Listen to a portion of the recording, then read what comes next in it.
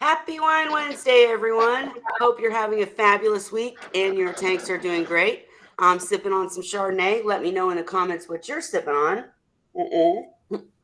Had to take a drink. And been a busy week, but here we are. I've got Ray with me. I've got Cheryl with me. I've got Vincent with me, and Holly will join us shortly. Dan might pop in. You never know. We're still working on Ask Seahorse Source Part 4 to cover hatching brine shrimp or artemia and the peroxide and all that. We're still working on getting that set up. So don't forget to send questions that you want him asked because it'll be a one-time deal. And besides that, if you're listening or watching on Instagram, the video is going to look funny because the aspect ratio. Just jump. If you want to listen, feel free to do so on Instagram. If you want to see us and actually comment and ask questions, jump on over to YouTube, search Seahorse Whisperer. It's the first thing you'll see is us live, and then you can chat with us. Hey, Shyla, good to see you. And yeah, hope anybody who celebrates Thanksgiving, happy Thanksgiving tomorrow. Wanted to say that too. Oh, that's And next week. What was? Next week. It is next week? I thought it was like tomorrow. No, it's next week. We had ours. Okay. Well, an early Thanksgiving. I started a part-time job and I work Thursdays, so I'm gonna miss it either way. But anyways, I'll get a plate. You know how it goes. So today is just open chat again. So Shyla, if you have any questions or anyone who joins us, if you want to chit chat about anything, I saw on Facebook that Heather lost one of her oldest seahorses, so she might be having a day, and I can completely understand that. And so let's jump right in. Before I jump to Ray and Cheryl, Vincent, you said that on Tank Talk with Tyann last night, Dr. Tim was on. Yes. And what was he sharing about the canister? If you have a power outage before you kick, and it's off for 2, 3, 4 hours, before you kick it back on, change out and clean out all the filtration material. Because if not, it'll cause a what? It could cause the tank to crash. Algae Right. bloom. Gotcha. So anybody with canister filters, keep that in mind. And you guys should, I try Tuesdays. I've been working too, so I've been missing Tank Talk with Tyann, but it's a great stream. Almost as good as this one, of course. But she has great guests. We're trying to get Dr. Tim in here so we can ask some questions about the products and about seahorses. But I haven't been able to get that scheduled with him yet, but we will. But you should always watch Tank Talk with Tyann on Tuesdays too, because it's a very good stream.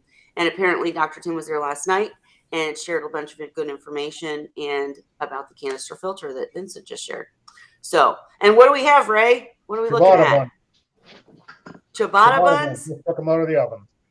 Oh, nice. He's the simplest bread to make. I don't do bread. Trying to shave the COVID pounds, but go ahead, Cheryl. I was just going to say, if you're using canister filters and you've got a power outage, you have a much better chance of saving everything if you open up the canister and get some air lines going, and keep some air lines going and keep them circulating through if you can. It's not going to work as well as a sump, but I have on occasion, when I used to use canister filters, use that technique, and it can save seahorses. Just an FYI. Nice. Good point.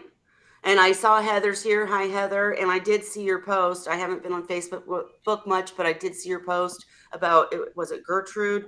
I'm so sorry to hear about Gertrude. Apparently, it was a female that was egg bound. Have you guys ever experienced a female that becomes egg bound? I have not, but I've heard of it before. And I know that like with some of the larger fish like koi and stuff, they can actually express the eggs. But the seahorses are just too small to be able to get in there and remove the eggs like they can do with the larger fish. And that's a quote from Dan. So why does a female become egg bound? I don't think we don't really know. Gotcha. And Vincent, did you say you've experienced that? No, I never have. Ray, how about you? No. Me either, I don't think. I'm trying to remember. No, I've never. But that's terrible, and I'm so sorry to hear it, Heather. Hate that. Terrible. And see, Okay, Gertrude was the one that would always hitch anytime she put her hand in the tank. Gertrude was yep, the one that would swim over and hitch to her finger. yep. I'm sitting here looking at her. Yeah. Well, let me pull it up so we can do a little tribute to Gertrude here, real quick, because she was a good And she's seahorse. the mother of all her youngsters that she's got or has Oh had. wow. Oh no. I Yeah. mean, I'm glad she's got offspring from them, but still, that sucks. All right, let me see if I can find it now. It was on my phone. Let's see. Let me see real quick, just to show you guys.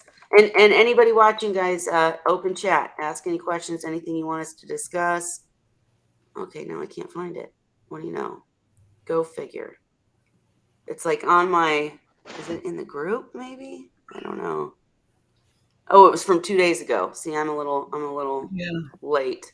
Anyways, oh, here we go. I found it. All right, so here I'll just show you guys Gertrude real quick, so we can say sorry and see what a wonderful little seahorse she was. There we go. And we start it and play it. And yeah, like Cheryl said, she was the seahorse that would always Yeah. jump on her hand. Aw, That's just not something you see every day. right? She was her friend. That's so cute. It looks like she's petting her, like the seahorse is petting Heather. I love it. I hope that was okay to share, Heather. Sorry, but we feel bad, And yeah, she said, I think she was eggbound. I don't know for sure. She was dancing for days before. Yeah, grandma and mom to most of my ponies. And that's the suckiest part, you guys, because I know every single other person here has bred seahorses. And that's what I'm going through now is trying to get newer seahorses to breed. And when I first started with seahorses, my first pair, it was like wham, bam, thank you, ma'am. They were off and running having fry. And they produced most of the fry that I ever had. They were just like the conditioned good pair that were giving me the fry. And finding that is really hard sometimes, and a good pair that does that, so it sucks when you lose them. I tell you, my big purple boy, when I lost him. Hey, Zen Ginger, open chat, so anything you want to chat about. But Cheryl, what were you going to say? I was going to say one of the things that you've got to remember when you're looking at brood size and brood stock, and I've got actual pictures of first time pairs and gone for several years and photographed the different sizes, not only in the broods, but in the sizes, the increased development that you see in the fry as the pair matures.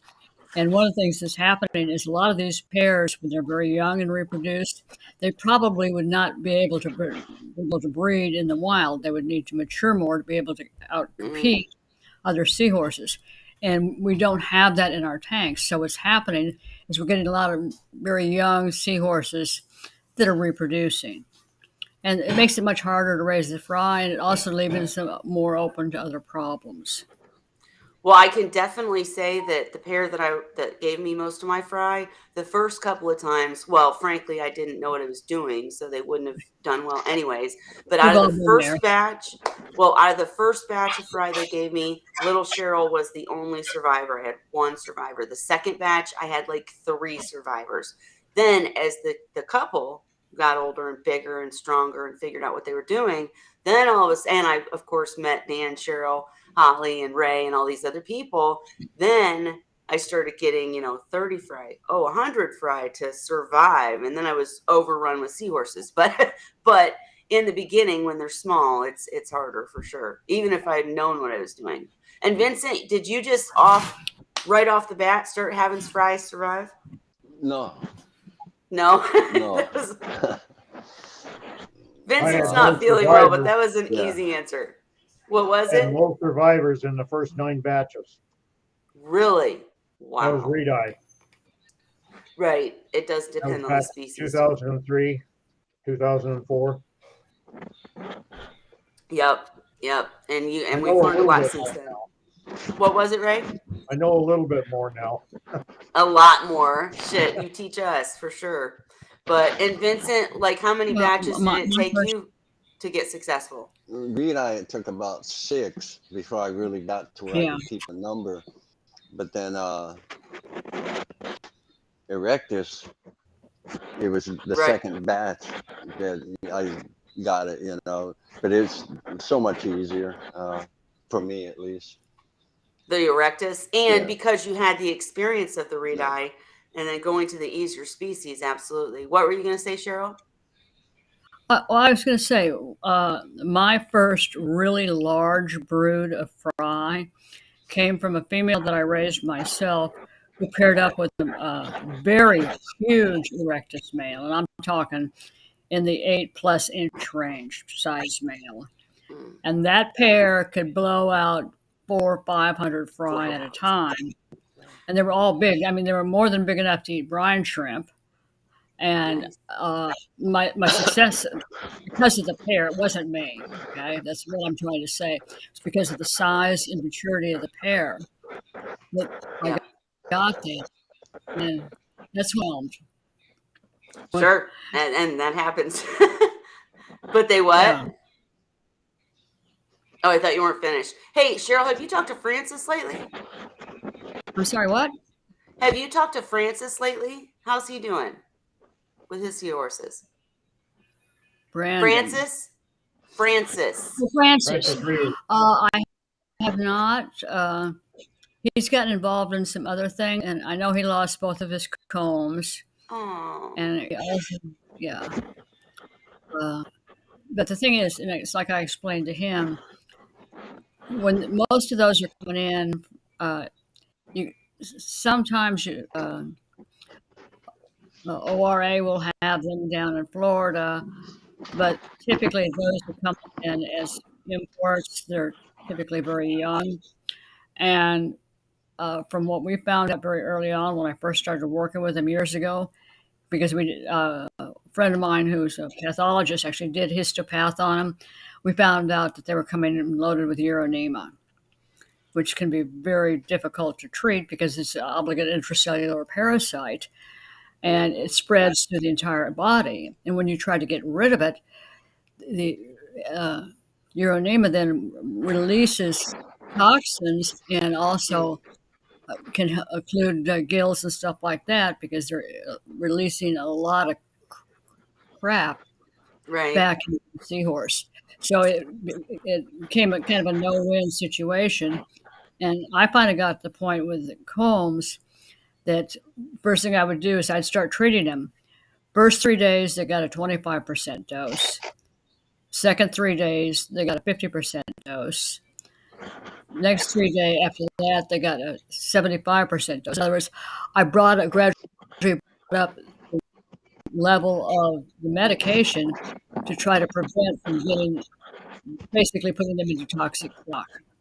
And what were you using to treat them? Back then, I was using chloramphenicol. Okay. What do you That was a suggest long, today? yeah, that was a long time ago. There's other meds out there now. I forget what they're called. That actually are supposed to be better now that they've started using for uronema. But I would Mm, still, if somebody has seahorses, you don't know where they came from, Combs. If you don't know where they came from, uh, you really are going to need to treat them. And Gotcha. Well, and I know you helped Francis treat his, so that's a darn shame. I think Heather still has combs, right? Doesn't she? Pretty sure she does. I could be who? wrong. Heather? I Heather had don't think combs. so. Okay, I could be wrong. Heather, do you have combs? I know you're out there, so do you? And well, what we need, based on everything you just said, is what we need is for someone to get combs, treat them, grow them up, breed them, and then have the captive specimens that will be healthy for the hobby. You know what I mean? But they're kind of a harder species in general, aren't they?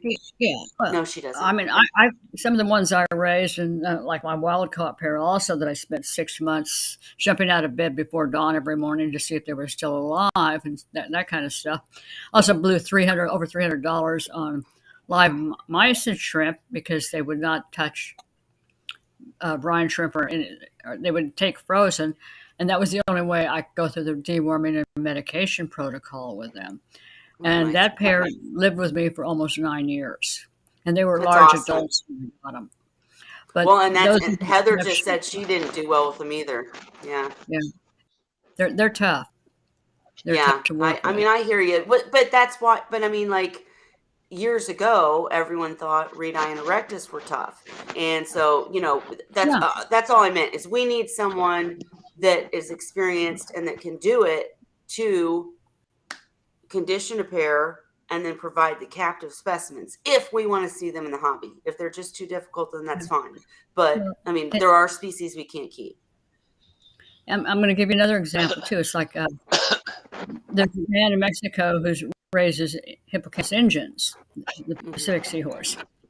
They grow to 12 plus inches, and trust me, they can easily reach 9 or 10 inches in a matter of a year and a half to 2 years. And you think red-eye fry are tiny? You ain't seen tiny fry because they look like a little bitty eyelash. You can't even see them Mm-mm-mm. a few feet away. They're so small, and those are extremely difficult to raise. But the smaller the Can't pelagic imagine.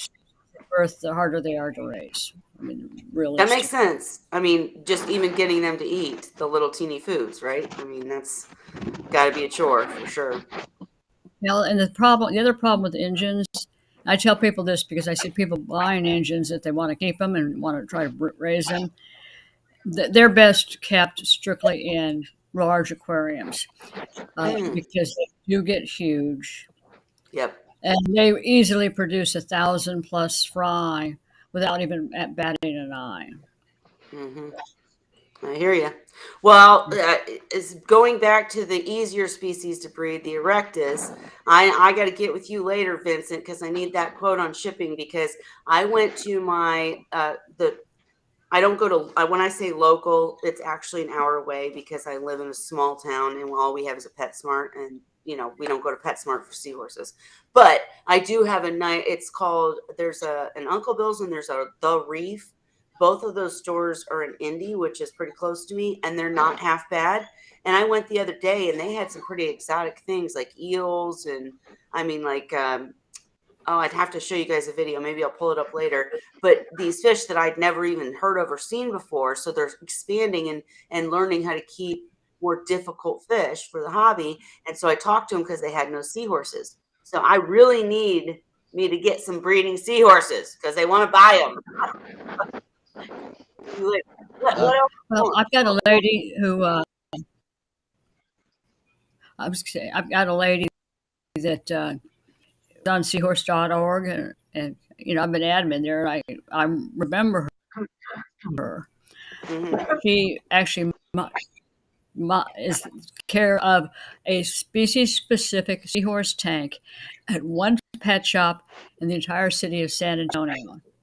She knows what she's doing. She knows how to keep them cool, etc. And there's nothing else in the tank but seahorses. And that's the Good. only place I will sell to. I hear you. I hear you. And Vincent, what were you going to say? What else is going on with you? Oh no, my last message was if you wanted an adult male or a juvenile male, you want an adult. Well, I can work with it. I mean, Yeah. I can take the time. I don't want to, Yeah. get into your stock or anything. I'll talk to you about it Okay. later. But We'll have to talk on the um, phone because messaging is sure. I'll text you my phone number. And then I and got you can sick. call. I think you did, and then Okay. well, then I got sick over the weekend. The weather started changing. Oh, I know. I've been down ever since. It's cold out. Man, it's snowing here. Oh, is it? Is it snowing where you are, Ray? Oh, Lots, lots of it here. Lots. Yeah. It And went. a week from today, And I'm wearing a sweater and a it's bathrobe. supposed to get up to the freezing point. Wait, hang on. What did Ray say? It's supposed to get up to the freezing level a week from today. See, Yeah. over here, it was like 60s outside. I mean, it was or 70s maybe. I mean, it was warm. It was fine. And then literally in 2 days, it was snow and awful, slush and awful. I live in Indiana, you guys. They say if you don't like the weather, wait a week. It'll change on you. We haven't had snow, but we definitely have had a couple mornings with ice here. And it's one of those things. I'm so glad I got in a new HVAC earlier this year Mm-hmm. because the old one conked out on me, and I would have been miserable if it had done it in the cold weather. Sure. Okay, That's Zen okay. Ginger My has. tomatoes are Oh, doing well in the patio door here. the tomatoes are doing well in the patio. Is that what you said? Yeah, they're up good 3 feet above the soil level. They're in pots. Nice. There's My maybe go ahead. about 14 tomatoes on them so far. My significant other tried to do heirlooms, but he didn't realize that there's seasons. I know you're doing it in the middle of the winter inside, but for him, he was trying to do it outside and he started too late. You know what I mean? So Yeah. he got tomatoes, a few, but then it was too. My starter ones, for the first ones that are going into my greenhouse, I'll start them middle of January. And 1st of February, I'll start the ones that are going into just the gardens just outside of the greenhouse and outdoors. I want a greenhouse. That's all I have to say. But back to seahorses, guys. Zen Ginger had a question. She said, maybe a total beginner question, but are dwarf seahorses just a different level of care? They seem so popular online, but I don't actually see many folks keeping them for real. Cheryl, you have a comment first? Because I have lots of I comments. yeah, I've never kept dwarfs, first of all, but I have a lot of friends that have. And there's a lot of misinformation about dwarfs, much worse than with many of the other species, because that many people don't try to keep them, and the ones that do typically end up running into problems. And it's one of those things where they have to be fed live food. We know even enriched brine shrimp is not a good, particularly great diet for them. And based on all the scientific literature, you can tend to get a much higher mortality trying to feed them brine shrimp than other things. In fact, there was somebody I think they posted yesterday. They were looking for mysis shrimp. They were setting up a dwarf tank, and they wanted to stock it with live mysis shrimp, and they couldn't find anybody who had them. Well, I found somebody that had them for sale, Good, and so good. I messaged the person where they could get them, and it is somebody I've done. Well, somebody I know. He's actually a marine biologist, and he set up a Mm-hmm. business working with mysis or mysids, and he actually sells them, and he's got much better prices than most anybody else. The I difference think is I've dealt our with him. wild Go ahead. coast of Florida, as opposed to being tank raised, because Right. mice and shrimp are cannibalistic, and they'll eat each other up if you get little ones in with big ones. I was going to say, I remember, and I hate to speak for Dan. I hope maybe he'll jump in a bit, but he told me he used to raise his dwarf seahorses with mysids, like he'd do them together, and that worked Right. out really well for him. Yeah. Um, Yeah, uh, because Vincent, they acted as a cleanup crew. yep. Vincent, have you ever kept or dealt with No, dwarfs? no dwarfs. I've never really had the desire, but Why? I don't know. They're so small, Yep. and then the live food. That's But what I Well, I I. actually Wait, hang on. Let set up a. Vincent. Hang on, Cheryl. no, Let I'm just Vincent asking. finish. Dan did I'm sorry. okay from the hurricane. Haven't Yes, talked. he is Okay. doing okay. Yep. Go ahead, Cheryl, and then Ray. I was going to say, I actually set up a couple different styles of bison generators from doing research on it. And I found the simplest thing to do is when the females were really heavily gravid and about ready to deliver, move them into basically a separate system, what I call my juvenile or my newborn system.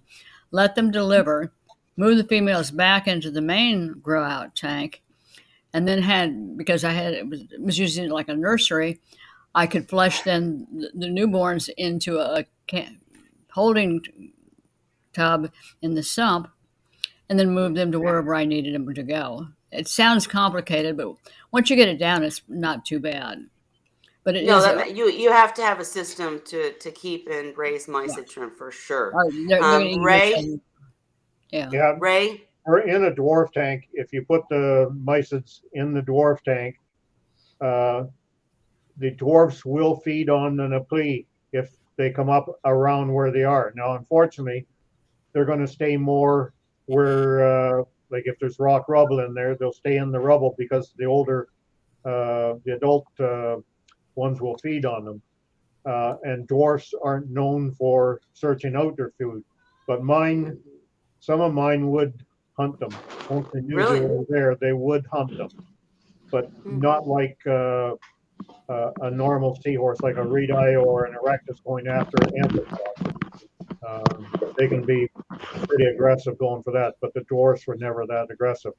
For me, I built a generator and I had 10-gallon tanks to handle the Napoli because I could use I could put all the ones from 1 week into one tank, and then I'd have to start another tank the second week. But by the time we got through to the 10th tank, at that point they're all adult size and they can't feed on one another. Hmm. So, but I did need the 10 tanks, 10-gallon tanks to do it properly. But I ended up, I stopped it after a couple of years because I was charging $1 a piece for them, which Right. was cheaper than the stores were charging. And, but still, even at that, eventually I got fed up with the people bitching and complaining about it and Sure. trying to undercut me. And I said, if you knew how much work it was to grow Right. them, then you would understand it. Well, And Absolutely. Hang on, Cheryl. Hang on. Go ahead. Finish, so Ray. a few of them asked how to grow them, so I told them, and I noticed they were still buying them afterwards. Right, right. And I want to give my, hang on, Cheryl. Let me give my 2 cents real quick. I think dwarfs are cute. I mean, when you see the pictures online, when people show pictures online, they're so adorable. They're tiny. They're fluorescent, or iridescent, I guess would be the word. But the thing is, what Dan always says is he never understood why people wanted dwarfs, because part of the enchantment of a seahorse tank is watching them dance, watching them feed, watching them chase each other, whatever. You can't keep as many things as you want in a seahorse tank. So, like that, for me, that's the love of it, is watching them. With dwarf seahorses, you got to get up to the tank and have a microscope. I mean, they're so small, you don't see a lot. You see little things going. I mean, it still could be cool. It's just what you want. You know what I mean? There's nothing wrong with keeping dwarfs. yeah. And I wait, hang on, let me finish. I have a friend named Cindy who did keep dwarfs pretty successfully. I'll try to get her to come on the show and talk about it. Lucy Arowana, also kept dwarfs very successfully. She's the one that helped me do the how to keep dwarf seahorses videos.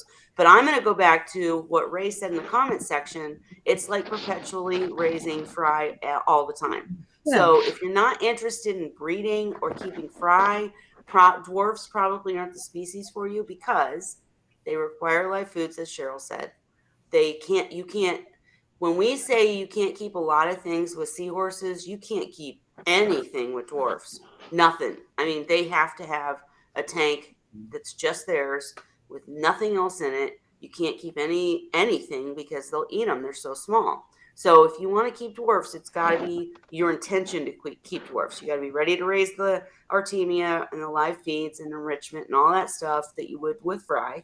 And you have to, like, a lot of people think I want dwarfs because I can keep them in a little small tank, right? But it's not really a good idea. Just because they're smaller and there's more of them, they still do better with more water volume. In fact, Dan's recommendation for dwarfs was, I think, a 10-gallon tank, because you want a smaller tank so that the food is right there. As Ray said, they don't usually hunt. They sit there and they wait for the food to come to them. So a smaller tank, but he always recommends then a 20 or 30-gallon sump, so that you can do the filtration and equipment, right? So, I mean, to each their own. I know Cindy's tank didn't have a sump. It was standalone. She just did huge water changes. And the one good thing about dwarfs is they're constantly breeding. They're constantly having more. So like they don't live as long as the larger species. and Dwarfs they live like, stop before they get to be old. okay, so they don't breed as Stop long. breeding, yeah. Right. But I'm just saying, if you're just looking, if that's the tank you want, we can help you do it for sure. But they are, in my opinion, harder because of the food and because you can't have anything else in the tank, right? I mean, nothing. If I I could kept about interject, 50 in my 5-gallon tank, and if you looked at the tank at any given time, you would think maybe there's 15 or 20 in there because you just wouldn't see the damn things. Yep. Go ahead, Cheryl, and then I'm going to go to well, Silas. I have a dear friend that I mean, I'm going back years ago on the org, and everybody was saying you can only keep dwarfs in no more than a 10-gallon tank, and yada yada yada. She'd been at it for years. She set up a dwarf tank that was 40 gallons with a 20-gallon sump. Once she got it cycled, she added mice and shrimp, copepods, and various other live foods. Then she added the dwarf seahorses ultimately. And unlike most people who usually get 7 or 8 fry from a dwarf and they breed periodically, not all the time, hers were popping out 15, 18, sometimes 20 fry at a time on a regular basis. But I Wow. think a lot of that had to do with the nutritional plan. They don't necessarily need that much room, but that much room gave it plenty of room for proliferation of eh, basically invertebrates, the mice and shrimp, the copepods, etc. And Yeah. so she had a fabulous success with this 40-gallon tank with a 20-gallon sump with dwarf seahorses. But she's the only person I know that I've heard of that has ever tried that. I would just say it's a little bit more work. You got to be more prepared, and you got to be ready to feed them live foods. That's the Yeah. it's like keep and fry is the bottom Yeah. line. You got to have food small enough, and you got to have them constantly because they eat more, they eat differently, and so on. But if you want to set up a dwarf tank, we're here to help you. Let us know. And Seahorse Corner said dwarfs remind her of little lost souls. Cute. Shyla said she's been tempted to get another pair of whitey eye. Recently, one of her LFS received a captive bred shipment from Taiwan. It seems that like Taiwan has been breeding whitey eye as well. And Shyla, I'm curious, have they had great success? Obviously, they have if they've sent them, overseas. But I'm curious how they were bred and how they were raised. If they're captive bred, does that mean tank raised, or does that mean, what does that mean? Is my question. And I don't think anybody here has experience with whitey eye, right? No. But I think a lot of times when they're coming from other countries and they're saying captive bred, they're actually a lot of times they're pen raised, Net pen Right. raised. and so they're not really captive bred. They're raising them in the pen, so they still have the chance of bringing in stuff. Well, not only that, you've been at this long enough too, Vincent. You know this that the net pen raised seahorses oftentimes they were just throwing anything that they could catch.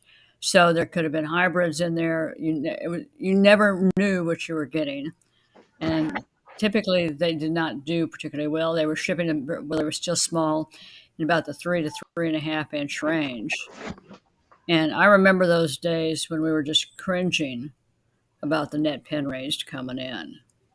Well, and Shyla, I really apologize. So many people message me, and I do care. Don't think I don't care. I just get confused about stories, and I can't remember what happened to the whitey eye that you got from Seahorse Australia, or Seahorse World, or whichever place. And I know that those were good seahorses and captive bred for sure by Chris. So I'm curious what happened to those. And the other thing I would say is, sorry, I keep coming in and out of the picture, guys. I'm dealing with home stuff.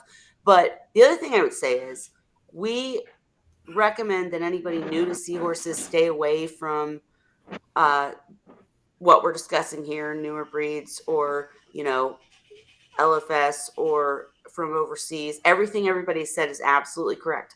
But for a more experienced seahorse keeper, we need people that will take the risk, get some seahorses that know what they're doing, get some seahorses in, condition them, and then breed them for the rest of the hobby. And I will say Shyla's not in the US, so she's already going to have to deal with people from another country, right? So just throwing all that out. Go ahead, Vincent. No, I was just saying, but that I mean that was something that was happening quite a bit. Maybe not so much now. But You're not wrong. if you take something from a pen that's in the ocean, well, then it's not in that sterile environment anymore. We had a really interesting conversation a couple of weeks ago about that sterile environment, and if someone was successful in keeping seahorses that say were net pen. And I'm not, let me turn this back on to say this for the camera. I'm not at all advising anyone to get anything but captive bred. If you're a hobbyist, buy captive bred. But for the more experienced, like the Cheryls or the Dans or the Vincents that are, breeders of seahorses, or the Heathers, to get in, I mean, that's what they do. In order to get in new blood, they get in wild caught, a pair or two or six or whatever, and then they condition them because they know what they're doing, and then their offspring are what is provided to the hobby. So we still need people to do that part. You know what I mean? That makes sense? Well, yeah, you always need new blood, new genetics. Right. Yeah. So it's a tough call. I mean, Shyla, it kind of depends on your level of experience, where you feel like you are with seahorses. I wouldn't do it because I'm not that experienced with breeding. But anyways, Cheryl, go ahead, and then we gotta go to Zen Ginger's question. Well, I was going to say, one of the things that's going on, of course, like with wide eye and some of these, is getting them out of Australia can be very tricky and Right. very expensive. But it's like I worked with a research institute in Malaysia several years ago, and they brought in over 300 captive bred. I forget what species they were now. I think they may have been combs. But anyway, and they're freaking out because they're dropping like flies. I mean, the seahorses are just dropping dead within a matter of days. And I explained to them about the internal parasites, etc. And they sent me an electron microscope, not pictures, but a video of ciliates that were basically eating the tissue off the tails. So they were getting the bone displaying in the tails. Once I finally got through to them that they needed to treat these seahorses with antiparasitics to get rid of the ciliates and also antibiotics. And it took a while because the head researcher thought he knew what he was doing, but Of course. the grad student was listening. So they finally decided to give it a try. Within 3 days, I get this message with this big smiley face. No more losses. Everybody's healing. That's But it's awesome. one of those things. This is a research institute. They didn't know how to keep seahorses. Yep. And Vincent's kitty cat has an opinion. Yeah, it won't leave me alone. Is it he or she? It's a she. What's her name? Priscilla. Okay. Hi, Priscilla. We She just inherited wants to her. be on camera. She wants to be on camera. Well, my dogs hate her. Oh. So, Well, we already love Ray's dog, so we got to have pets in here sometimes. She needs to meet Mist and Sadie, who we have here. she was We'll have to do a camera thing sometime. born with no tail. Oh, wow. Vincent, you just take care of all the animals, don't you? Yeah, I mean, this is. I always had a thing for animals. Yeah. And well, we're glad you do because you take care of them. Okay, Zen Ginger wants to know: do seahorses eat any types of worm cultures, like freshwater fish, like Walter banana, microworms, or even vinegar eels? I know they can be fortified easier. Just curious. Mostly seahorses have natural type of swimming action that they need to see from their prey. So if it's not the kind of thing that is going to be found in the eel grasses and that, or that type, or around the reef for the few that do dwell around the reefs, then I don't think it would work too well. It's I not, had seen. I can't say for sure, and I don't know anybody that's really tried these things, but I just know from how hard it is sometimes to get some adults to take brine shrimp because it's not a natural thing for them. That's what I was going to say. I was going to say that I've had seahorses that would not eat brine shrimp. Live, frozen, it didn't matter. Hang on, Cheryl. They would not eat it. And it does depend on the species too. I've had, I've said this before many times, but my Barbori, they would only eat frozen pieces of mysis that had eyes. They would not eat anything else. They would never touch Artemia. No way, Jose. And that could, and I know Ray had a different experience with Barbori, but mine were very picky. So I think it just depends.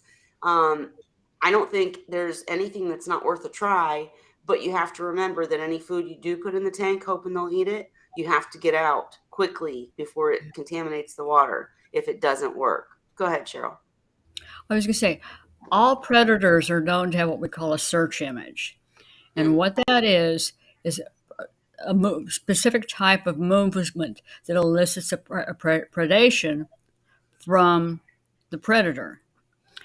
And so if you try to feed them something like rotifers, this is why I say rotifers are probably not a good choice, because they have a spinning, that's why they're called rotifers, they spin in a circle. They do not elicit a strong feeding response because it is basically a foreign movement, which is also why it can be so difficult for many to convert wild-caught seahorses to taking frozen food. Again, they don't have the search image. And it comes down to finding alternate foods. Another factor, too, is I have a research paper where they literally tested feeding erectus at day 2, 4, and etc.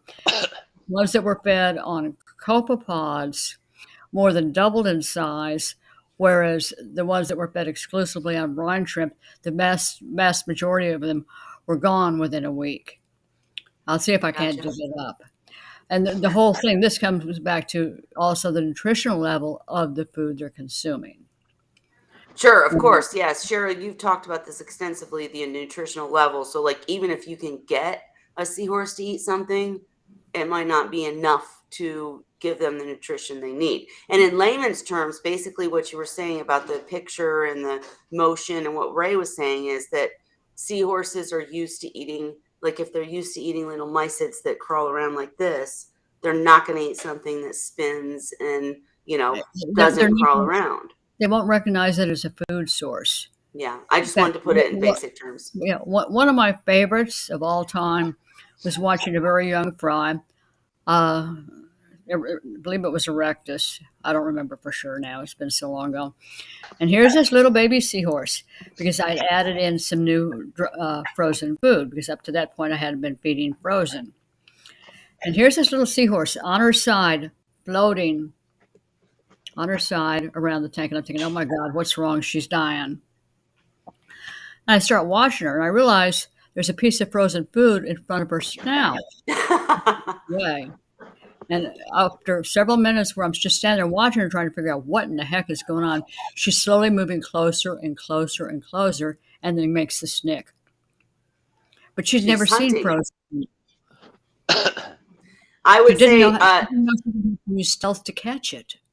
Right. And I just an update for you guys. I went down. The reason that I went to the fish store that I told you about an hour away is to get better food. I got another pack of Hikari mysis and it was great. It's great. It's back to not floating and it's back to perfect. And Zen Ginger said, yeah, out on the dwarves then, not into breeding. You want a 125 salty tank and you really want mandarins. Oh, I can't wait to see that tank. I really can't. Please find the time, find a Wednesday that you can join us to where we can talk about your setup and stuff and help you and just hear what you're going to do. And then we can't wait to see it come to fruition. It's going to be great. And Shyla did say that she's in Singapore, right? So they never get seahorse shipments. And if you miss this chance, there might not be any more brought in. Okay, in that case, I think I'd try it. I really do. I would too. I would try it. And I mean, depending on your financials and all that, but I mean, if you can or able, yeah, try it. Because if you're not going to get another chance for a while, gotta have seahorses, right? Kudos to you, Shyla. Exactly. Okay, and Holly's here, I think. Yes, Miss Holly's here. Hello, Holly. How you doing? I'm Holly. Don't give her a hard time. What's going on with you, Holly? We just been chit-chatting. Got home and fed everybody. So yeah, I was driving and then I got here, fed the seahorses, and I haven't even fed me yet, so I'm snacking on whatever is next to me at the moment. All good, all good. I've got pumpkin seeds and popcorn. There you go. All you need. You got a drink too? Yeah, I got that too. Okay, good. All right. Nothing new with you in general or the seahorses? Not really. I'm just struggling to spend enough time with them right now. I'm so busy, but um I did have a friend I ran into on Facebook that wanted me to ask on her behalf because she's from Australia. I Okay. don't think she could tune in, but she has a CUDA seahorse that looks like he's very, very pregnant and wanted to know about. I said, I don't know anything about CUDA. I only keep Erectus. So I promised I'd ask her. She's in the Seahorse Source group. Okay. What does she She want to posted it. know?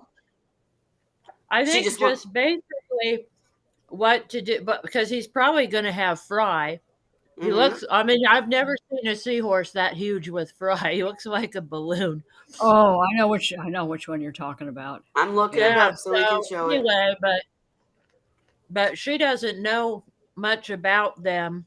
She said she's having a hard time finding information about CUDA, and I really know nothing about them myself. So probably anything that you Read about guys read know. eye. They're very, very similar. They're similar Mm. to Rita because I kept Cuda, but I never was successful with The, breeding pro- the them. problem with CUDAs is we call it the CUDA complex because it's ongoing right now where they're doing DNA testing. And as they're Mm-hmm. doing this, they're finding more and more of quote CUDAs because they look very, very similar are actually genetically separate species from different parts of the world. And that's part of where the confusion comes in. But they are similar to Rita. Tend to have a narrow body. They tend to have spots. They look kind of like long, skinny seahorses. Some of them like Tanios, get much larger, like engines, and they're at full maturity. They look more like engines than they do CUDA. In fact, Dan used to breed the Tanios, but Okay, it's one of wait, those things. real quick. Go ahead, Cheryl. Sorry. Go I ahead. was just going to say there's just a lot of confusion on that because so many different species. They're finding so many different species that are in different habitats that have been called CUDA, and realizing they are not genetically related. Right, but what does that When they have to do have, with that? Yeah, go ahead. Go ahead, I was Holly. going to say, so when they have fry, is it going to be like the reed eye where you have to keep them in motion? They don't hitch right away? Or are they more like the erectus and they'll hitch up? Well, I think Like what? Yeah, that's what Cheryl was getting at is that it unfortunately because the species Cuda covers so many different Mm, actual species, you don't really know. oh, Because I know Dan was breeding two different specific types of Cuda, and he had specific names for them. I can't remember them now, but one was pelagic and one was benthic fry. mm. Oh, So, wow. but I'm curious, is this the person we're talking about? I don't want to say her name or anything, but I is think her this the name picture? started with a name. Yeah, Antoinette? yeah, that's the male. yeah. Hmm. Uh, Holy moly, look Yeah, at look that at seahorse. Wow. yeah, if he That hasn't delivered, I'd be very concerned about him because he is really huge. huge. Not that big of a seahorse. He's one of the smaller maybe a subspecies of Cuda, or maybe a completely separate species. At this point, I can't say for sure. Yeah, so I was wondering, I didn't know what to tell her. You know, she was asking about the pouch. I'm like, I don't know if those ones get The thing bigger is, pouches when they're pregnant, you know? from, from what she described, he was not floating on the surface. He was not having trouble swimming. Mhm. He was just getting huge. Do you know if he's delivered yet? No, I haven't talked to her. This is the last time I saw her first on the Australian Seahorse group, the one that Sam is admin on. mm-hmm. Oh yeah, Yep. yeah. And then I saw her on Seahorse Source. But yeah, I haven't talked to her other than that. I said I'd ask for her on here. I said, I just don't know about Cuda. I really don't know anything about him. So is she just wanting help with, how to raise the fry? Is that basically the question? Okay, according Well, to at this, they're first she saying was he Hang on, wondering. died. Cheryl, hang on one second. Holly, go ahead. Well, at first she was wondering if something was wrong because his pouch was so big. But other than that, he's normal. He's not floating. And she's Oh, wanting help with fry. Heather says he died. He wasn't pregnant. Exactly. Oh no. That's sad. Oh. Okay, I'm gonna stop sharing now. Sorry. I But thought we were helping. there had to be something going on with that pouch that was causing the massive inflation, and it wasn't gas bubble disease because he was not floating. So that makes me Mhm. wonder what was in his pouch. Wow. Yeah, that's interesting that he wasn't floating. That's really interesting. Yeah, I didn't realize he Yeah, had passed. it says Heather said he was laying down and passed away, so he wasn't floating from that. Exactly, which Well, I am means it so was not sorry. carbotic anhydrase problem. It Well, I know Dan always says if they're floating, it's, GBD or pouch emphysema. If they're Mhm. laying down, it's renal failure. yeah. Mm. But why would the pouch expand like Well, that? see, Oh, I'd like to know what was in maybe that dead pouch. fry, Heather says. But Yep. And Vincent, Heather said but maybe everybody, fry. woo, woo, woo, everybody's talking at once. Vincent, you said what? I'd like to know what was in the pouch because exactly. I'm thinking it might have been Fry Yeah. that Mhm. died and he Mhm. And didn't contaminate. release them Yeah. and it Yeah. poisoned them. I mean, I would Mhm. have liked to know Yeah, what was in there. I'm thinking of bacterial infection because of an inability to deliver the fry, Yeah. and they died in the pouch. And I may be dead wrong Well, without having been able to do a post mortem on him, a necropsy. I can't say for sure. and that's a kind of, first of all, I want to say, Antoinette, if you watch this, we're all so sorry. And Yeah. please come back so we can help you with any other seahorses you have. I feel terrible that we didn't catch this in time and weren't able to help you. Not that maybe we could have because this is something new, but I have a question for you guys. If a seahorse dies from a complication in pregnancy, which I've never seen, but if they did, maybe he had renal, but maybe like Vincent said, maybe it was the fry died for some reason because of something bacterial or whatever and poisoned the seahorse. Would the seahorse not release them upon death? Would the seahorse release them? I mean, we're getting into some area I really don't want to cover on Wine Wednesday, but I'm just saying, think about a human passes away, they release everything, right? Mm. So wouldn't a seahorse release the fry upon death, even if they were Not not necessarily. formed and I terrible? Why? I I got in some CUDA years and years ago, and one of the males, I didn't like the way he was looking. His pouch was big, but he wasn't behaving what I would consider normally.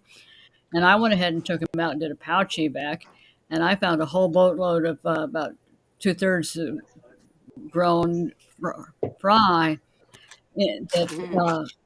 they were all deceased. And I to this My day, my significant other distracted me. You said you had a seahorse that wasn't doing well, so you did a pouch evac, and there was fry in there. Was they were it all passed? dead. They were all dead fry. Was the And seahorse passed? I'm sorry. Was the seahorse itself passed? Yeah, No, Okay. no, No, he was no. alive. he was She alive did a when I did pouch that. back So and that's what found I'm dead fry. asking is, I get that. I've actually done that too. Done, in fact, in Tammy Wise's video where she shows how to do a pouch evac, fry come out, and it's like, and she says it's more important to keep the adult alive because he'll have more fry. But the point is, the question I was asking is, once a seahorse passes, a male that is pregnant, would he not release the fry? No, Why? because it takes muscle control to open the pouch, and if And when he's they die, their muscles stop working, right? correct, So so I'm, But he's he I'm, has got to I'm push maybe I'm them confused. some. If he's not Okay. able to push them out, he's just going to pass away and not push them out Like a because Yeah, that pregnant takes. woman who passes, the baby stays. Okay, got it. right. I'm with you. All right. Sorry to go deep, folks. I was just having a brain thing. I Mhm. had to figure it out in my head. All Well, right. no, Yeah. I've only seen it that bad once, and I'm glad because it was not pleasant. Well, I may reach out to her and just see what she did when he passed. I know I'm a little late, but it'd be interesting to know, even though I know, I mean, terrible time. So I wouldn't Yeah. want to hurt anybody. Well, when I saw the size of his pouch when I first saw the picture, and I did message her back, I was just like, "Oh my goodness, this does not look right." So do you think it was just that the fry were for some reason bacterial, like maybe he had a bacterial infection that was blowing him up and then the fry were making it worse? Or obviously you can't make a judgment without knowing anything I know, but Again, I can't say what caused the death of the fry in the pouch. I mhm. have no way of knowing that. I would love to have be able to have done a postmortem and necropsy and done a culture and sensitivity to see if it was a bacterial problem or what else it could have been. I'm guessing it was a bacterial problem. Gotcha. Sorry, trying to deal with two things at once. And Heather said, not necessarily, even dead human bodies don't always release everything. I guess I was thinking, I don't know what I was thinking, but I get it now, and I just feel bad. That's sad. I wish it hadn't happened. Yeah, I mean, Any other? Go ahead. I was just saying it can happen. It doesn't happen that often. Yeah, I hear you. Holly, any other topics you need to bring to the table? Not really. Those new filters are working great. Today was Good. today was water change day, and the big one I showed you, the one I put in the grow out tank. I Mm-hmm. love how easy it is to change out the cups. I can do it right in the tank. The other one, like I said, it's not built the same and it's not as easy to deal with. And I Yeah. also found it came with activated carbon in it in the middle part, like what Ray was showing on his. Yep. Mm-hmm. And it came with that. The other one had sponge in the middle. So they're two different kinds of units. They both work well, but just the big one is a lot easier to deal with changing Well, things out than the other one. and it'll be very interesting to hear your follow up. In a couple of months on you know Hmm. why one worked better or not. Obviously you have to Hmm. get it rated for the tank, so Well, they you both don't have any work. choices. They're I both wonder if they working sell those without fine. a pump. The only thing is when I take the other one apart, the little one, remember I showed you it was more flimsy? Yep. The cups Yeah. don't go together as easily as on the bigger one. So I have a hard time switching it out in the tank, in the water, Yep. Well, and that's like and I do. and one of the things I really like about Aquachar and the Robert RKC, I always say Robert King, RKC char chamber is that, you know, with charcoal, you really have to pay attention to the timing because it won't turn Mhm. into a biological filter the way that Aquachar will. It can become, hasn't there been stories about charcoal releasing if you leave it in too long? Or am I, I've heard that. I've yeah. heard that. And I can't remember how long is it before you're supposed to remove it too and replace it. It's like a month, something like I'm not that. sure. Vincent, did you ever use charcoal, or were you blessed to just get to the char chambers? I've used charcoal in the past, but Yeah. normally I don't use it at all. When do You you know, I change it out? in the char chamber, I No, ha- just activated carbon like the regular charcoal you could buy for aquariums. I mean, you hear all kinds of things, but I think at least Yeah. once a month. That's what I was thinking. Thank you. And what about in the char chamber? I think we talked about it last week, but go ahead and tell us. I don't know what the char chamber, how long it would last. I mean, I'm still using mine. Well, and really that's the benefit of the char chamber and aqua char is that you don't have to, because it can just turn into a biological filter. It won't work for the removal anymore, but it will work as a biological, like Yeah, rock. but it's probably charcoal probably does that to an extent. Once it's I all mean, consumed, you're gonna have well, that you're right. slime on it. You're right, because anything will hold bacteria. Yeah. You know, if it's more porous, it does better. Anything will hold bacteria. But with that stuff, I've just heard, maybe I'm thinking of something else. Maybe it's not charcoal. Maybe it's GAC or No, something. But I've something heard that too. releases contaminants after so much time. Yeah, I've heard that too, but I'll tell you, I have forgotten about it before It's and left probably it not, too long and taken it out, and it didn't cause any death or anything. But Good. yeah, I've heard that it's too. probably not releasing it. It's just not It effective. Yeah. It Maybe lost that's its it. ability to do its job. Yeah, Yeah. that makes sense. I mean, I'm not a That's scientist, so I don't know. Do any of the other of you guys use? And again, anybody with questions, bring them up, because I'm not going to make this one last very much longer. But anybody else use Purigen? Because I've forgotten how to recharge it, and I need to recharge mine. None of you guys use Purigen? I've never Never. used pure. Well, you all suck. Cheryl, I thought you did. Just kidding. Cheryl, I thought you used Purigen. Now what? Do you use Purigen? Yeah, I have. Okay, how do Oh, you recharge it? you put it in bleach solution and soak it until it turns white again. If for any reason it stays yellow, it's time to throw it out because it means Okay. it's no longer clearing. And that's what you want to do. Is when it starts to turn yellow, put it in the bleach solution, turn it white again. Of course, dechlorinate it, and then you're good to go. I use it all the time. I So, use it in my tanks. It's just so for me. It's just one more tool.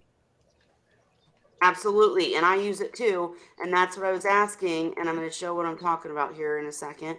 But so 50-50 bleach water is what you soak Yeah. it in. And for If how you long? go in and go recharge Purigen on the internet, you can pull up the exact specs from the manufacturer of how to do it. All right, I'm about to. Bleach comes in so many different strengths. You got to know what you're actually using. Yeah. That's true too.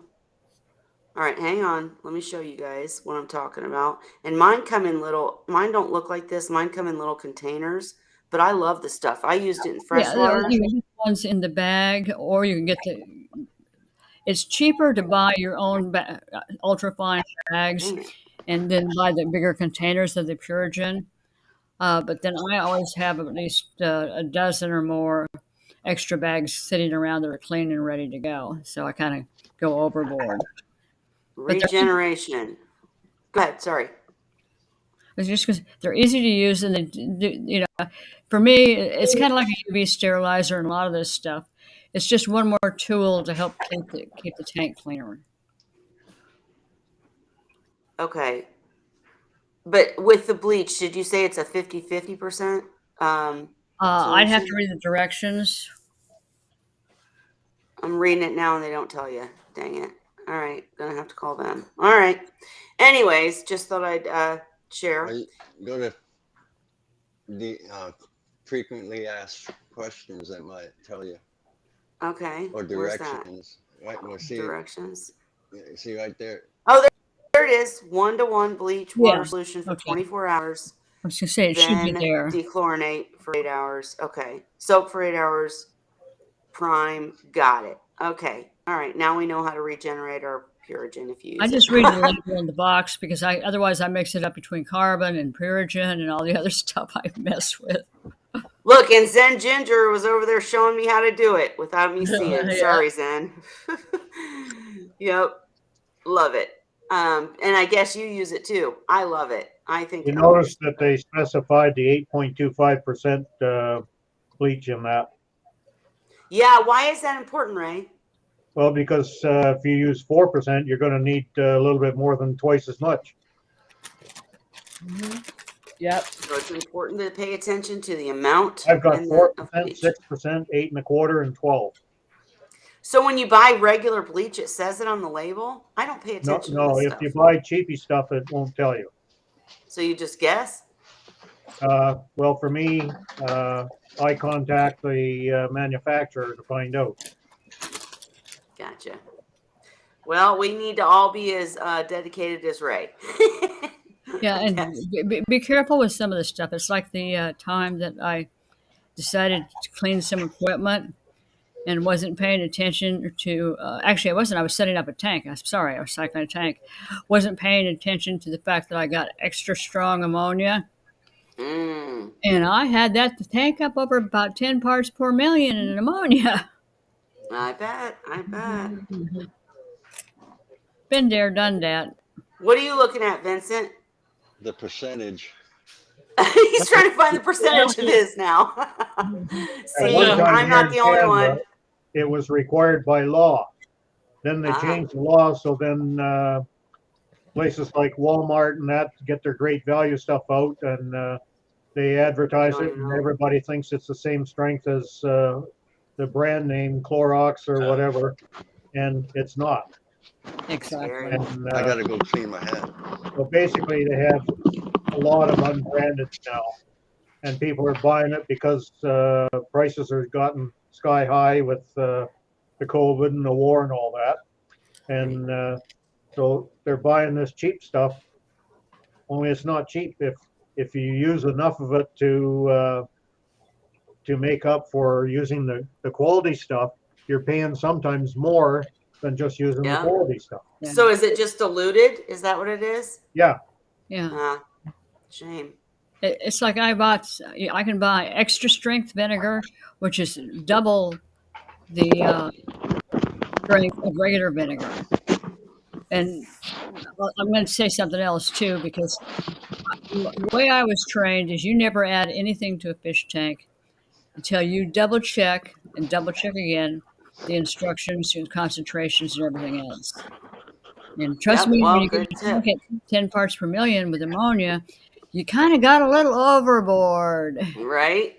We've all done it. I've done it at least. Hey, Vincent, what are the buckets behind you? Salt water, fresh water, dirty water way back there in the back. Nice. Is this your fish room? This is where I raise the fry when I have the fry back here.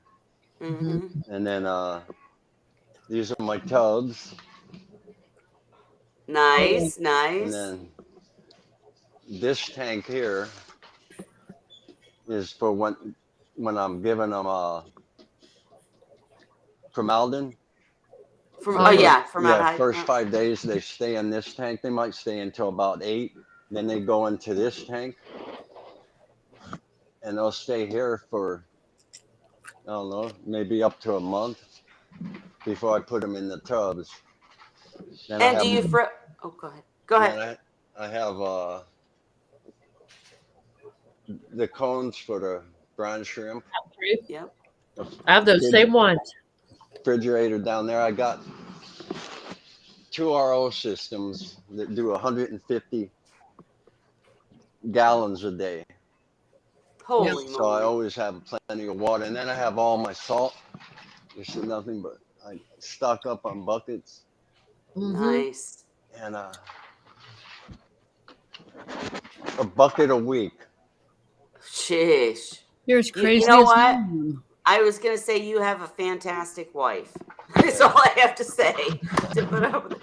And I love that you have a system. So, anybody, any hobbyist that wants to breed, you can. You just might not get the level of fry that someone like Vincent does because he has this system going in. And if you want to be successful, crazy successful, follow, what him or Cheryl or Dan have done, or even me at one point. But I love it. And so, do you frozen train the seahorses in the buckets?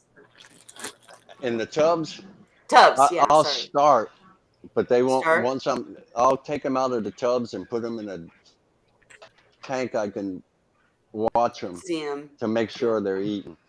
I don't. And I can't see from up above. I can't yep, tell if they're eating. that was my big problem is trike. Yeah. That's what I ran into is I could not frozen train them in the tubs. I had to move them first because I couldn't see if they were eating it. And I'm sure Cheryl has comments about that. But real quick, Vincent, can you tell us about the using the formalin in the first 5 days? Why do you and how much do you use and all that? Well, I mean, off the top of my head, man, I can't remember how I'm much I putting you on the used. spot. Sorry. And but You do it on days 1, 3, and 5. 1, 3, and 5. Yeah. Sometimes I'll do it an extra Yeah. If they're time scratching. if I feel that they might need it. And Yep. I'll tell you the biggest drawback I ever had is not cleaning my food, Yep. the brine shrimp. Mhm. Yeah, And what do you mean by that? Explain bleaching that. it before I feed it to them. And what I do Do, is, go ahead, do you mean bleach or peroxide? peroxide. Why am I Yeah. saying bleach? No, that's Now okay. I do decap my eggs myself, Right? but Okay. With the bleach. with the bleach. That's why I have bleach down here. But The peroxide made every difference for you, huh? it made it Learning as to clean far them. as keeping the tank cleaner from Yeah. bacteria. Absolutely. Absolutely. Ray, do you use peroxide? Yeah, I buy it in 5 liter containers, And but my so, peroxide's 25%. Yeah, mine which is not higher? that. Yeah, that's higher. Yeah, Yeah, I think normal. mine's 3. Yeah, Yeah, 3% is standard that you buy in at Walmart or yeah. drugstore or something like that. But for me, many years ago, when I had over 1,000 gallons on the go here, then it was too expensive buying that little 3% stuff. And so I go to the chemical store where I buy the salts to make my salt water, and I buy. They have actually it's not 5 liters; it's 5 US gallons. It's a Mm. carboil, rigid plastic with a special cap on it, and so I buy it, and then I siphon it off into containers that actually I use 2 liter pop bottles, and I paint them black so there's no Mm-hmm. light getting at it to deteriorate the product. Oh, And that's then good. That's good. and I Yeah. dilute it down for the different uses. See, I use it not just in this part of the hobby. I also use it for my gardening. Right. It's great to use to get rid of things like blight. There are some things, well, bleach is better for blight, but there are some things where the peroxide works out better, and especially because it doesn't leave a residue that can damage the soil like the bleach does. Makes sense. Listen, I'm friends with Dan, and he is Mr. Peroxide. If anybody is watching this and is saying, "What are you talking about? Cleaning the Artemia or brine shrimp with peroxide?" That is what we're going to cover in depth, in detail, in Ask Seahorse Source Part 4. We can always answer the questions now, but Dan's going to actually show you what we're talking about and how important it is to the process. And he has taught me on the side as a friend, like using it in air conditioners for your own health. I mean, it's nuts. He uses peroxide everywhere. So go get some peroxide. Stronger strength is better before we do Ask Seahorse I Source Part use 4 because you're going to want to know. I use 40 volume developer from the Yep. beauty store Yep. is the one I use. It's like when I buy peroxide, I buy the 35% peroxide in the gallon jugs, and I usually order 3 or 4 of them at a time. And I've got literally things in the refrigerator that are marked 3% H2O2, Right. 6% H, and so on. So I have each thing labeled so I can pull it out if I'm doing cleaning hitches or if I'm cleaning maybe brine shrimp or whatever. And it's one of those things where it just makes my life easier. Well, I when I went to the pet store the other day, I got adult live Artemia, as a treat for the seahorses. And I came home and I realized that I was out of peroxide, and I was like, shit, oops. So Oops. had to improvise. They had to wait another day for their treat. But again, guys, if you don't know what we're even talking about, we will cover this in depth in a Seahorse Source Part 4. 202 is designed to sterilize stuff. Right. Bottom But I line. mean, just discussing how to do it and how long to do it and why we're doing it and all that stuff, Yeah. we'll cover in that. But Well, if there's any other questions from the comment section or anything that you guys in the video want to discuss, and I have to work tomorrow, so I'm not cutting us off yet, but I'm getting close. So Vincent, go ahead. no, I was going to say I use peroxide when I'm changing out tanks. I Yeah. always wipe them down with the peroxide, Yeah. Oh, yeah. and I've I had sterilize peroxide. I'll wash some dishes and stuff that I use for food and stuff, and thawing food, but they also go through a hydrogen peroxide treatment and then are thoroughly rinsed and dried out. It's a safety precaution. I think I have, and I think Holly has used peroxide directly in the tank. First, I Oh used yeah, it in my reef to kill algae, and then in my seahorse tank just to. I can't even remember why I was doing it. I know it was because the first time I used peroxide in a seahorse tank, it was because I had kept piebald erectus seahorses in this particular tank, and then they had moved on to another tank, and I was getting in cuda, and that's different species, right? You don't want to mix. So I called Dan, and I was like, I don't want to break down the whole tank. I don't have, I just don't want to, basically. that I'm peroxide. lazy, and that's so much work and sterilizing and blah blah blah. Is there anything I can do? And what he helped me do is a process where I use probiotics and peroxide to sterilize the tank within without having to break it down, so that I could add the cuda without worrying about any bacteria or parasites or pathogens from the erectus. It worked. It was pretty cool.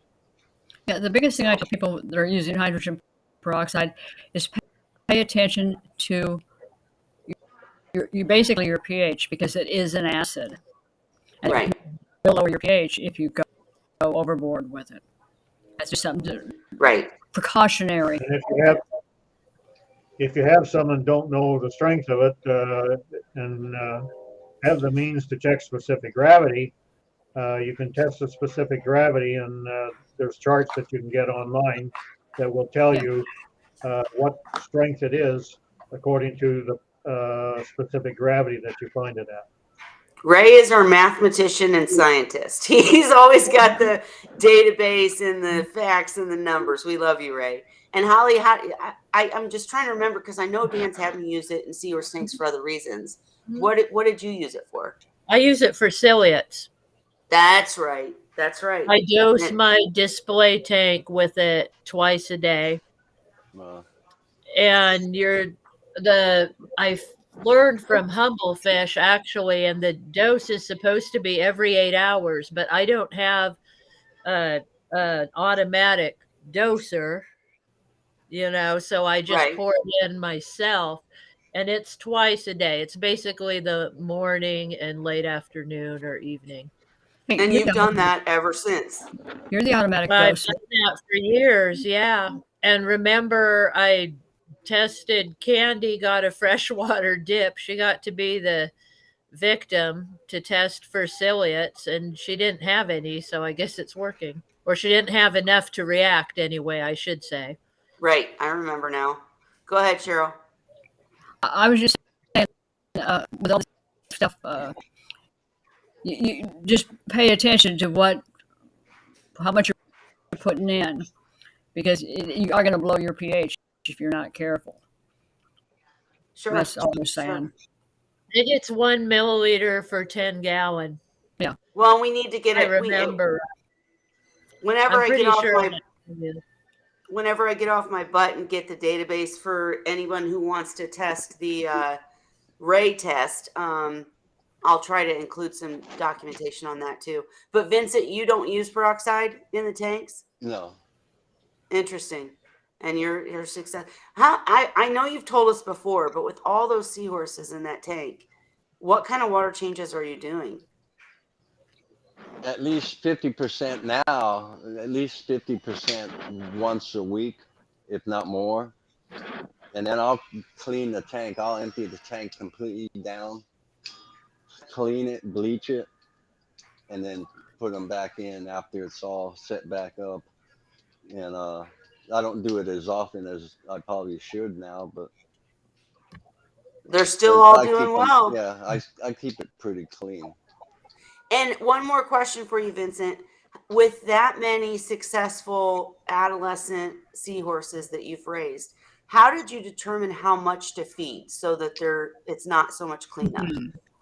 They eat it all. I mean, they eat. I mean, they'll eat everything, and I just there's nothing You left on throw the it in and bottom. they eat it. Yeah, Gotcha. and You can and I've always gotten. add I more. only feed twice a day now. I don't do it 3 times a day. And when you're feeding twice a day, and how many seahorses are in there? Uh, right now, there's probably 45 now because some of them have been going out, but 45. And how many cubes or like, do you about have any? 10 a day. About 10 a day. Wow. Gosh, wow. Incredible. I mean, and I'm just so impressed with what you've But done. it Like, takes a while to, you know, what I do is I do it the same way Holly does, I think. I rinse them, I soak them, then I pour them into a net, then I rinse them, and then I clip it in I use a 60 mil syringe to mhm. clean it off the side of the net, and then they're all sitting in there, and then I just put some in, and it take about 30 minutes to feed them because I Nice. don't just dump it in. I give them time Right. to clear it out, and then I dump more, and they clear it out and dump more. So see that, I mean, that's you're not feeding just twice a day. You're Well, feeding I'm feeding 3 times in twice, but one and yeah, then 3 times in one. yeah. That's But Gotcha. kind of my it's just style. I don't want to overload the tank to where they Right. might not get to it all, and that way I can That's really see. smart. That's really smart. And Ray, what were you saying in the comments? Excuse me. Oh, Ray, you're muted. Okay, I have something in the back of my mind, and from years ago, that I believe some people were using the peroxide. If they had a skimmer as well, they would put peroxide in and see the reaction that the skimmer had. And if the skimmer went crazy, then they had elevated DO. Really? I mean, and Cheryl, you said that makes sense, right? Yeah. Yep. So that's a I've good seen it test. before, and that's why I'm so careful. Anytime a skimmer starts going crazy on me, I'm looking at the tank, tearing the tank apart, because I know I know what my skimmers can do and should be doing, and I also know if they get a little too carried away, there's something going on in the tank. Yep, makes sense. Well, I'll Well, tell you. all I know is I'm super excited because once I get Vincent's seahorses in my tank, I'll literally have seahorses from Dan, Ocean Rider, Holly, and Vincent all in the same tank, you guys, and you guys will get the updates. But what were you going to say, Not in Vincent? your I'm sorry. 40, I hope. Well, I bought some. No, I've got the 65 too. I bought some food for my reef tank, and I went to Petco, and I got some marine cuisine or whatever it was, and I didn't read, and I fed my tank, and my skimmer overflowed onto the floor Oh, because I have a big, tall skimmer. hmm I went back hmm to the package and I looked. They put a gel in it, and Oh, it said right on the package that stabilizing gel. oh And my. I ended up throwing the food away, is because I can't. I'm not gonna mess with the skimmer. Yeah. You know, once you What a get them mess. set, yeah. Well, Well, and that's crazy. Okay. Go ahead. Ray used to have a skimmer Go ahead, Cheryl. that ended up with skimmate on the ceiling in his house. Yeah. Oh yeah. Okay, hey, hang on. I see Chris in the comments. Hi, Chris. And I wanted to say, we had a question earlier from Shyla about, let me see if I can find it. She wants to know if it would be smart to, I'm trying to find it. Okay. So she asked if she should get another pair of whitey eye from Taiwan. So we want your input on that because I'm telling her to go for it because of the fact that she won't have an opportunity to get seahorses for, it's a once in a blue moon that she has the opportunity. But what are your thoughts on whitey eye from Taiwan? And I wanted to show you guys that I'm gonna make myself big for a minute. I made the mistake of sending my daughter to the pet store to get me food. I told her Hikari mysis, and she brought me home this. Hikari, lamb on a half shell. Okay. So the question is, what the hell can I do with this? I don't even know what it is, but it Take says it like it's back. for. Yeah. I don't think you can take Take it it back, back. but anybody needs this. It's still Who else frozen. needs It's not that? brown. I'll send it to you because, man, I don't have triggerfish. I don't have whatever the heck's on here. What's Well, I was gonna any say, do you what kind have of fish other do you fish have? besides seahorses? marine? No, all I have is Oh, seahorses now. That's it. Oh, So I have nothing that wants freshwater species marine fish love aids tooth grinding. I don't You think got seahorses need you got this. Heather laughing at you. Nothing yeah. new. But anyways, yeah, don't send your daughter to the pet store to buy food. And Chris said get a small group if there's no guarantee of getting them in the future. Absolutely, that's what I was thinking. And Shyla, if you can get more than two, because if you're wanting to breed them, and we want you to, get like six, so that you can mismatch or match them up and mix them up. That would be my thought. All right, guys. What else? Anything else? Heather says try cutting it up in slivers. They may eat it. You think? Maybe I Well, will, I'll but tell you, my seahorses have eaten table shrimp. You know, the kind of shrimp that yep. we eat, the big old brawn stuff. I remember you saying that, and I remember Lori, bless her soul, R.I.P. She used to make her own foods for not for seahorses, but for all of her different exotic fish, and she had success. And I mean, I maybe I will, maybe I'll do a video and try it and see if they eat it. Of course, we have to go back to what Cheryl always says. It likely doesn't have the nutrition that seahorses need. So But even if they I like eat this. it, I A like few this. of hers have eaten it during a what? snowstorm when she was out of mysis. Heather said a few of her seahorses ate it when she was out of mysis. Are Yeah. you serious? Okay, well then I'm not going to throw it away, and I'm not going to send it to anybody. I'm going to keep it, and I'm going to try it, and I'll let you guys know how it goes. But I See mean, if again, anybody as eats as Cheryl said, we got to worry about like this can't be a feed. They need the it. Yeah. nutrition of the mysids. Cheryl, you were going to say something, and I'm going to put I this have back no in the idea what's in freezer. that. Or What were you saying? Sorry, Cheryl. wait a minute. Chris just asked where are you based, Shyla? She's in Singapore. Yep. Yeah. And I couldn't tell you what's in this, but I'm going to keep it. All right, I'm going to put this away. You guys chat for a second while I put this away. And wait. I've seen your daughters feed the seahorses. I'm surprised they got it wrong, Kelly. Right, exactly. I do have a really cute Yeah. video of my daughter pretending to be me. It's like I did the how to set up for seahorses, and she did a mock version where she tells everyone how to look it up. It's cute. It is. I'm proud. But that was about 5 years ago, and now they're 15, and they don't. It's a Kari, Mom. It's good, right? So, Yeah. all right. It's I'll be food. right back, you guys. You guys chat. Holly, think of something to chat about. That. Put you on the spot. Yeah. I don't really have much. I haven't been around here, so I don't know much about what the seahorses are doing. I've only got the one left, so Yep. once it goes, that's Thing it. to be happy. right now, I just fed them. Their light was out all day because I was away from home. They just had the daylight and it was dark by the time I got home, but I switched it on so I could feed them. And now they're having a party in there. Yep. Oh, Mom's letting I'm them stay up late. And Ray, Yeah. I just wanted to respond to your comment.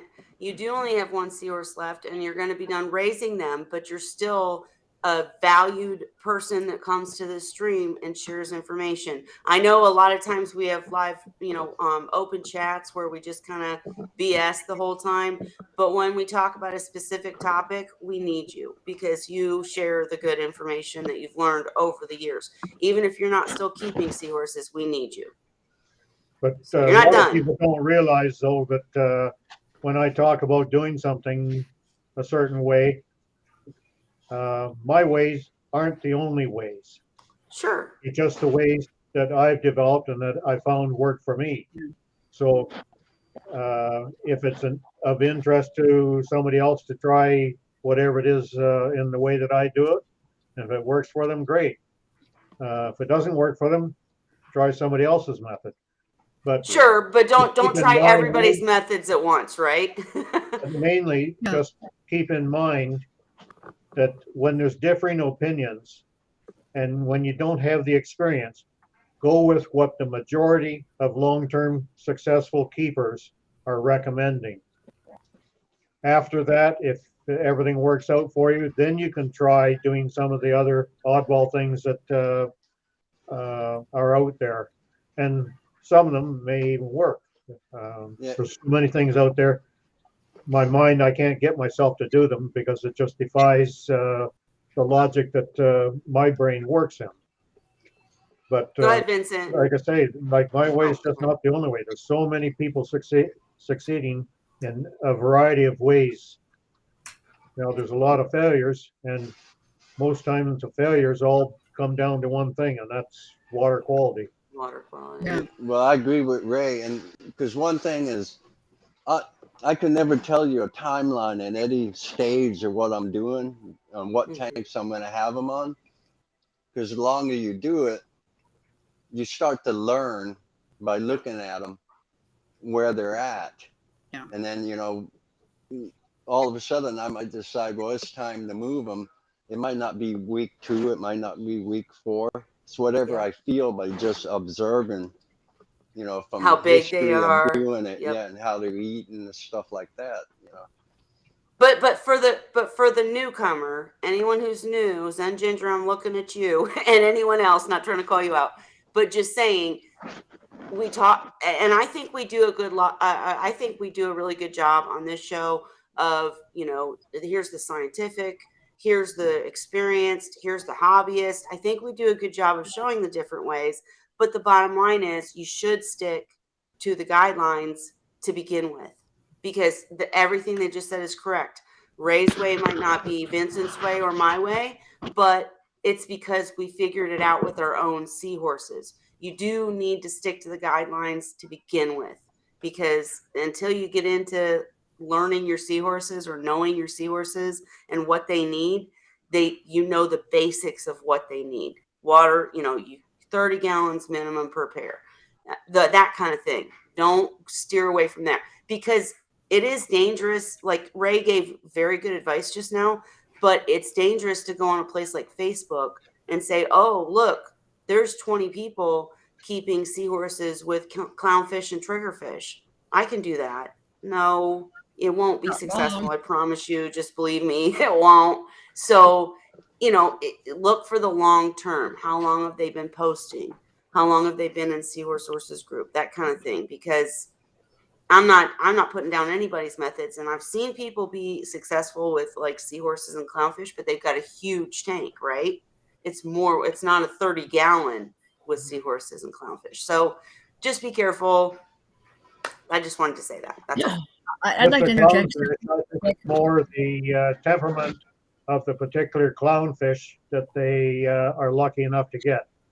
Mhm. I agree, but I think that clownfish get meaner with age, and Yeah, especially they if they do. pair up. So you can have success and then they become bitches, right? I've also seen, though, a clownfish stay with seahorses for a long time, and it wasn't a problem. But Was it it's just very one? rare. Was it just one clownfish? Yeah. See, that's it. It never They're paired not up. breeding. Yeah. So if I you would want to like do it, to. I guess try one. Okay. Vincent, you were talking about how you put your fry in a tank, an open tank, early on when they're very tiny, so you can see that they're eating. He said he did that when he weans. To frozen Oh, food. Vincent, hang on. Vincent, you're muted. Hang on. You're muted. When I go from the small tank, I go to a 20-gallon tank and I put them in there. Then I put them in the tubs. I'll start feeding the mice in the tubs, but then I will move them to a rectangular tank after a while, so I know that they're eating, because I can't see that they're all Yes, eating. yeah. The reason I was asking is I've got the little linear, what is it? They're lights, Marine LED lights, and they literally fit over the sides of the tubs, or just on the tubs. And I can actually visualize how the fry are eating with that particular light, because it's just bright enough I can see them, but it's not so bright that I can't see the food either. I just thought I'd throw that out to you. I don't know if it's something you might want to try. Well, So Cheryl, wait, hang on, Cheryl. I think you said LED lights around the tub, and I'm going to let Vincent talk too. But number one, I just wanted to let you know, Cheryl, you're chipmunking out for some reason. At least to me, it sounds like your audio is going out. And second of all, I wanted to say, Vincent, I'm going to let you answer. But in my case, when I started weaning, I always had to move my fry to a tank, glass tank, because it wasn't the lighting. It was something about the depth. I just couldn't tell. But go ahead, Vincent. well, because Cheryl's tubs are a whole lot nicer than my tubs. Right. These are 17-gallon tubs, and they are deeper and not as wide Yep. as Cheryl's tubs, and they're darker blue. Yep. So Cheryl What's under the tubs, Vincent? Well, it's a sump. Yep. I love it. I'm gonna do another sump, and I didn't mention last week, but I got this seahorse tank. Not seahorse, jellyfish. Oh wow! And I bought it for the.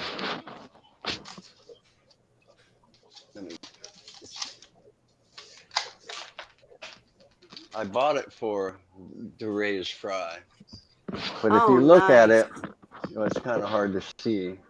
But you can see it's 40-gallon. I was thinking this would make a nice sump and a refugium. Yeah. Oh yeah. Yeah. I love it. Great idea. You sound like me. What can I turn this into? Yep. Yeah. But it didn't turn into what I wanted it, to use. So I was thinking, what do I do with it now?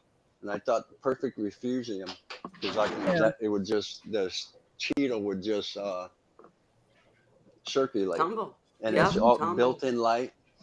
And that thing works, no pumps, just air. Wow. It has a skimmer built in, and the water just circulates, goes down through a filtering material, goes underneath, and then goes back up to the skimmer, and then the water comes out the skimmer and causes it a rotation. So why did you decide not to use it for fry and to instead use the fry? It for, the slots are a lot bigger. And I didn't feel like putting screen wire on the holes.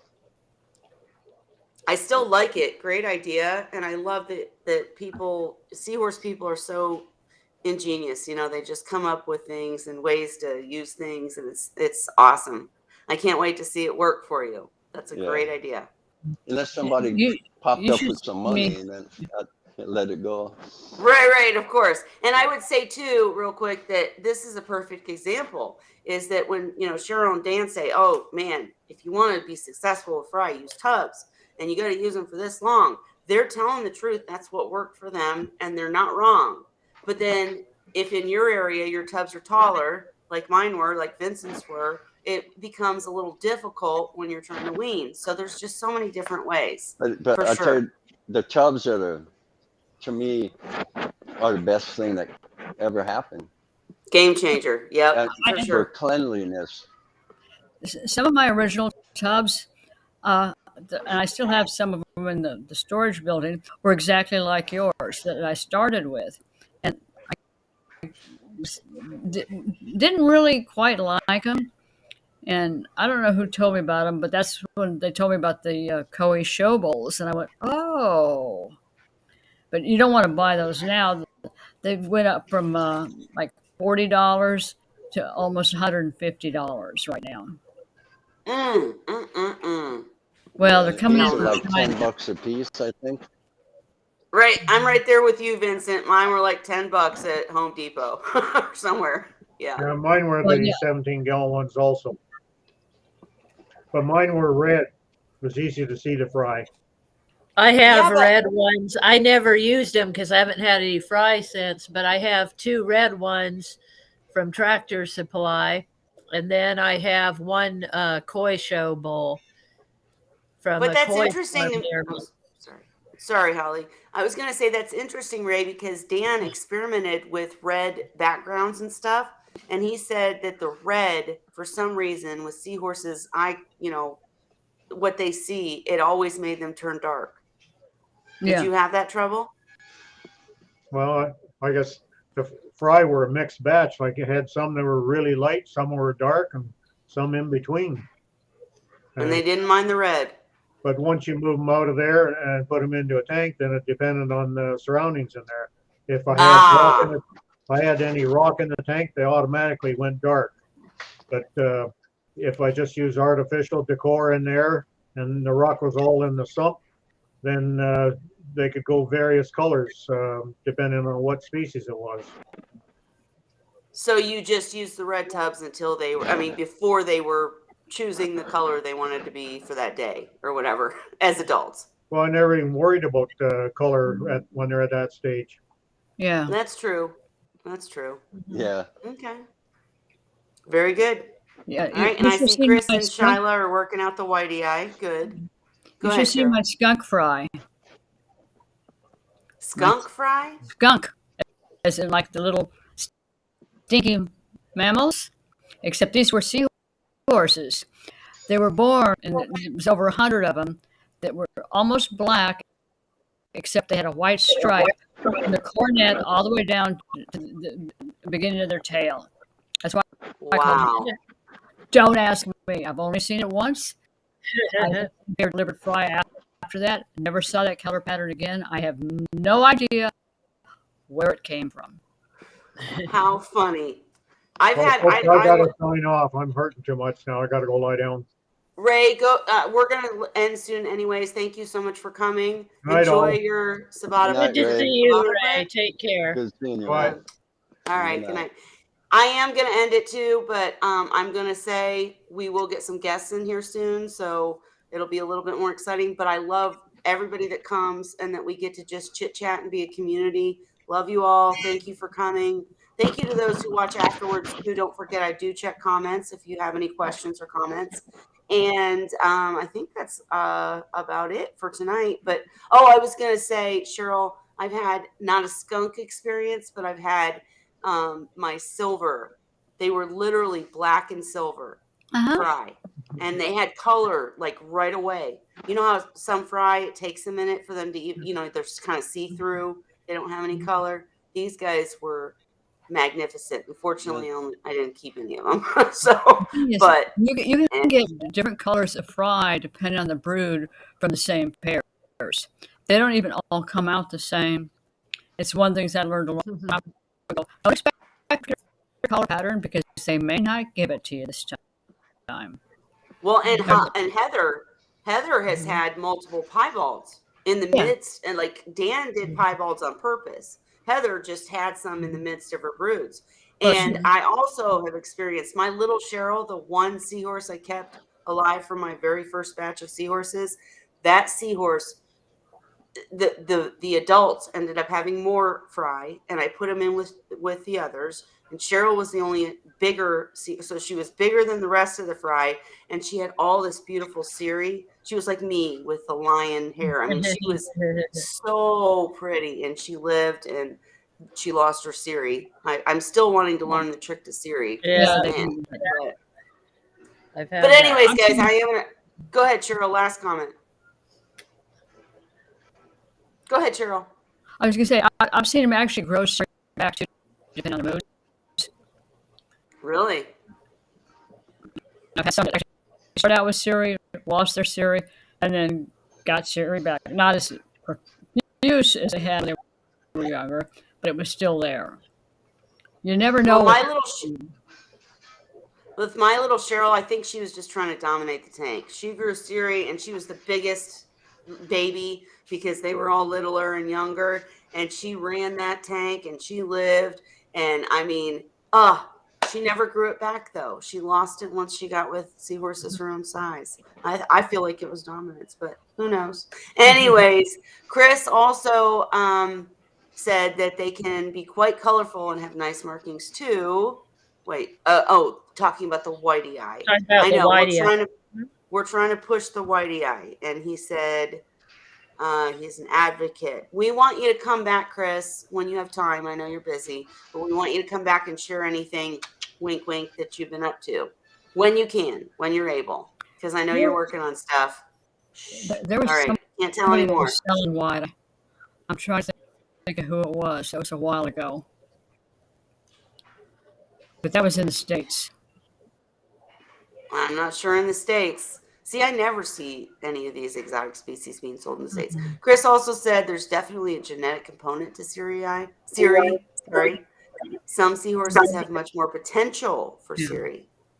Huh, that's interesting. Well, my little Cheryl must have been just a badass, right? All right, guys, it's after 10. In females also than it is in males, as far as I can tell. That's interesting. I believe that. It was always my girls. Yeah. Yeah, the majority of them that have Siri are females. I agree with you. We'll discuss this further in a future week. Watch for posts, guys, because I'll let you know when we're going to get Dr. Tim in here and Dan for Ask Seahorse Part 4.